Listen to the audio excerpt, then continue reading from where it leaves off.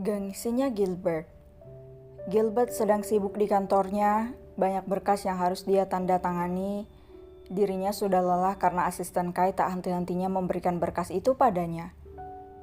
Asisten Kai, berhentilah. Kau juga harus mengambil bagian, aku ini bosmu. Kenapa aku yang paling banyak mengerjakan ini, ha?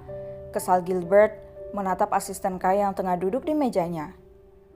Meja Kai berada di dalam ruangan Gilbert agar dia gampang saat membutuhkan asistennya itu.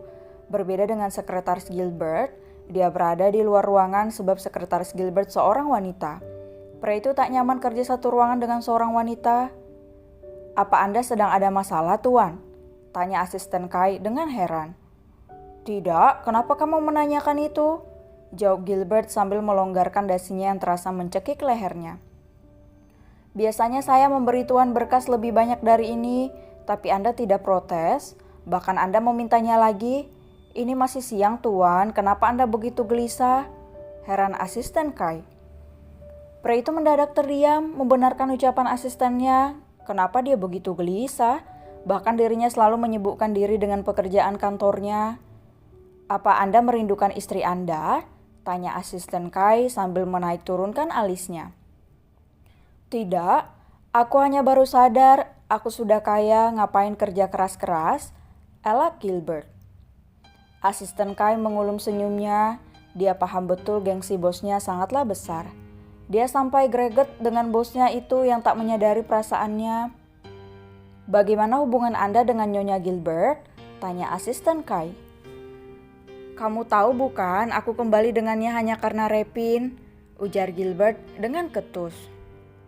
Oh, karena Repin ya? Berarti kalau saya dekatin Emily, boleh dong Tuan? Tanya asisten Kai dengan senyuman tampannya. Gilbert menatap tajam asisten Kai, rahangnya mengeras disertai tangannya yang memegang pena dengan erat. Cetak. Pena yang Gilbert pegang patah akibat terlalu kencang pria itu genggam. Asisten Kai pun menahan tawanya melihat ekspresi tuan mudanya. Berani kamu main belakang dengan istriku, aku lempar kamu ke kandang Jiro, ancam Gilbert. Asisten Kai meneguk ludahnya kasar, senyumnya luntur ketika Gilbert mengancamnya demikian. Jiro, buaya kesayangan Gilbert, buaya yang sangat besar dan berjenis laki-laki. Buaya itu berada di kolam, taman tersembunyi. Hanya penjaga dan Gilbert dan yang bisa masuk ke taman itu karena area yang berbahaya. Jangan Tuan, saya cuma bercanda saja. Jangan baper napa, cicit asisten Kai.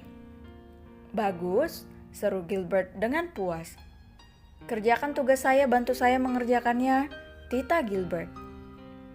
Dengan lemas, asisten Kai pun membantu pekerjaan Gilbert.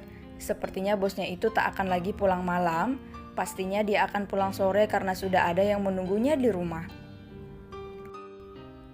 Buna, lab mau puding, pinta Repin pada sang bunda yang sedang melihat bunga di taman belakang.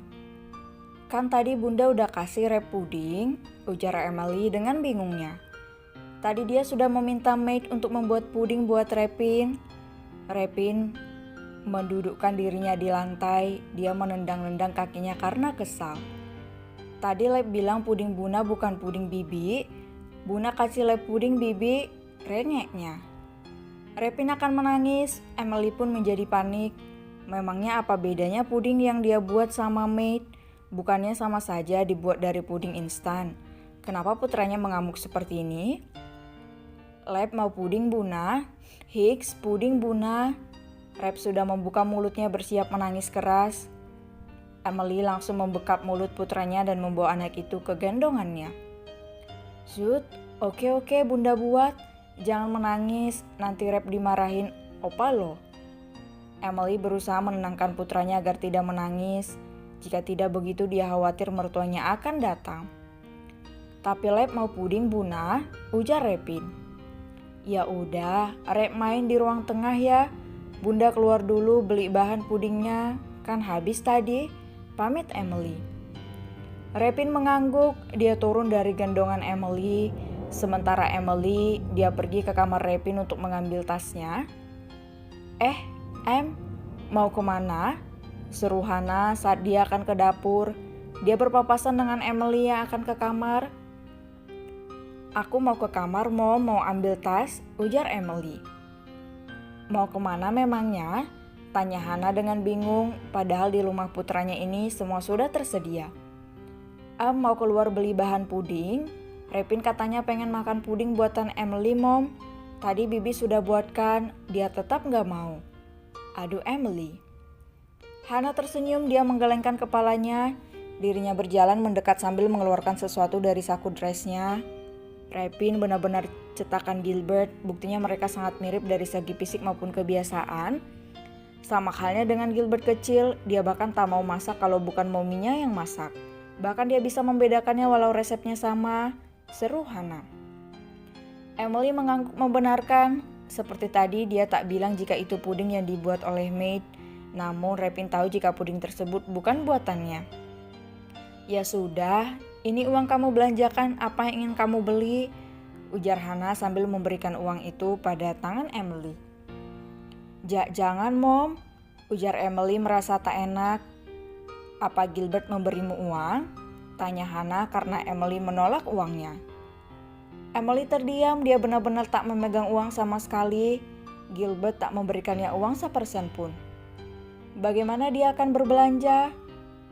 Melihat keterdiamanmu membuat Mom dapat simpulkan jika suami karatanmu itu tidak memberikanmu uang kan? Benar-benar anak itu, geram Hana. Ini salah Emily Mom, Emily gak minta uang sama Mas Gilbert. Emily tetap membela suaminya di hadapan mertuanya itu. Tapi tetap aja, seharusnya dia jadi suami tuh yang peka. Ya udah, ini kamu pegang dulu kayak segini, nanti malam Mommy akan minta ATM ke dia. Emily menerima uang itu, mau tidak mau dia harus mengambilnya karena keadaan mendesak. Jika tidak, bagaimana dirinya membeli bahan puding? Apalagi dia akan membeli di supermarket, bukan di warung yang bisa ngebon kapan aja. Bon di Makti aja aku belum bayar, batin Emily teringat bonnya. Ya sudah, sana berangkat keburu kesorean, nanti suamimu pulang malah kamu masih di luar. Oh ya? Di ujung jalan sana ada minimarket, mending kamu ke sana aja, ujar Hana. Baik Mom, aku ke atas dulu, pamit Emily. Emily pun ke kamarnya, dia mengambil tas beserta ponselnya dan langsung keluar rumah untuk pergi ke minimarket. Karena jaraknya yang dekat, Emily memutuskan untuk berjalan, sekalian dia menikmati angin sore. Brak.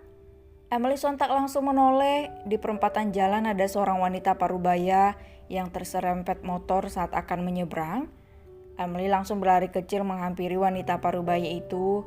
Motor yang menabraknya tadi entah kabur kemana. Maaf Bu, saya bantu ya, ujar Emily sambil menolong wanita tersebut. Emily membawa wanita itu ke pinggir jalan. Dia membantu wanita itu duduk di trotoar jalan. Makasih nak, ujarnya dengan tulus. Ada yang sakit Bu? Kita ke rumah sakit ya, saya antar, panik Emily. Tidak nak, terima kasih, hanya saja pinggang ibu sakit, ujar wanita itu sambil memegangi pinggangnya. Tak lama sebuah mobil BMW putih datang menghampirinya.